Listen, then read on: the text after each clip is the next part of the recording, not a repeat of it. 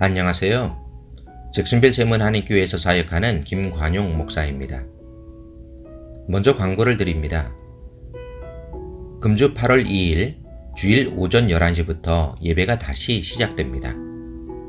마스크를 쓰시고 거리를 두시며 예배에 참석해 주시기 바라고 교회적으로도 안전을 위해 최선의 노력을 다할 것입니다. 금주 주일 오전 11시에 뵙기를 소망하며 광고를 드립니다.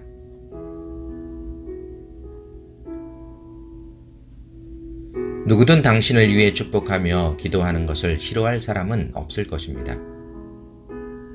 특히 목사가 누군가를 위해 간절함으로 그분이 바라는 바를 기도하면 기대감은 더욱 간절해지고, 그것도 부목사나 전도사보다 담임 목사나 혹은 능력 있고 신령하다고 생각되는 목사가 기도해 주기를 은근히 바라는 분들도 있는 것 같습니다.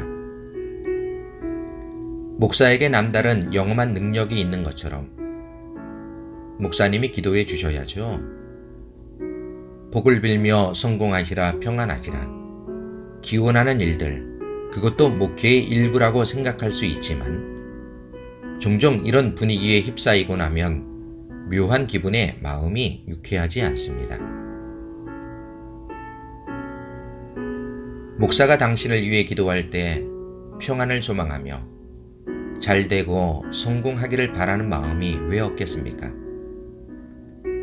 건강에 문제가 있는 분을 위해 기도할 때는 당연히 건강 회복을 위해 기도하는 마음이 간절하고, 뜻하지 않은 어려움을 당하고 있는 분은 속히 안정되기를 기도하며, 교우와 가족들을 위해 목사가 성도들의 안녕과 평안을 위해 기도하는 것은 너무나 자연스럽고 당연한 것입니다. 그런데 그보다 더 중요하게 여기는 기도가 있습니다. 당신의 믿음을 위해 기도합니다. 당신의 신앙적 성공을 위해 기도합니다.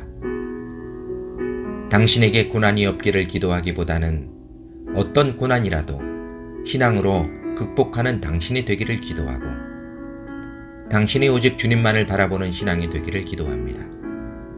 말씀 중심, 예배 중심, 교회 중심의 성숙한 신앙인이 되기를 기도합니다. 무엇보다도 신앙에 모범적 영향력을 끼치는 성숙한 그리스도인이 되는 것, 성도를 향한 간절한 목사의 기도일 것입니다.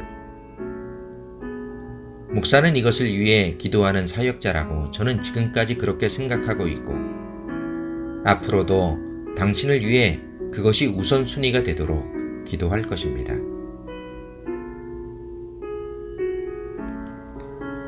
시애틀 다운타운 북쪽으로 30분 정도 올라가면 리누드라는 곳이 있습니다. 20여 년 전 그곳엔 한인들이 몇백 명 되지 않는 아주 작은 시골이었고, 한인교회가 4-5개 정도 있었는데 지금은 코리아타운이 생길 정도로 아주 큰 타운이 되었습니다. 당시 20여 명 성도가 모이던 리누드 모 교회에 2-5달 정도 주일 예배를 인도하였는데 장로님과 몇몇 교우 얼굴이 지금도 생각납니다. 더욱이 잊을 수 없는 것은 저희 둘째와 같은 날에 출생한 아이가 있어서 그 아이 돌잔치를 할 때 저희 둘째도 함께 사진을 찍고 돌잔치를 해 주셨기에 잊을 수 없는 분들이 되었습니다. 하루는 성도들이 저를 파킹장으로 데리고 나갔는데, 이유는 한 청년이 당시의 최고의 스포츠카를 구입했고 목사가 기도를 해줘야 된다는 것입니다. 진심으로 축하하며 함께 좋아하는 마음으로 기도를 하려니 운전석에 앉아서 해주면 더 좋겠다고 해서 그러자 했고, 기도를 마치고 10여 분 거리를 희생하기도 했습니다. 운전석에 앉아 기도를 하는데 핸들 아래에 뭔가가 자꾸 무릎에 걸리는 것이 있었습니다. 기도 중에 볼 수도 없고 뭔가 하는 마음으로 기도를 마치고 보니 핸들 아래에 무명실로 북어가 묶어 있는 것을 보았습니다.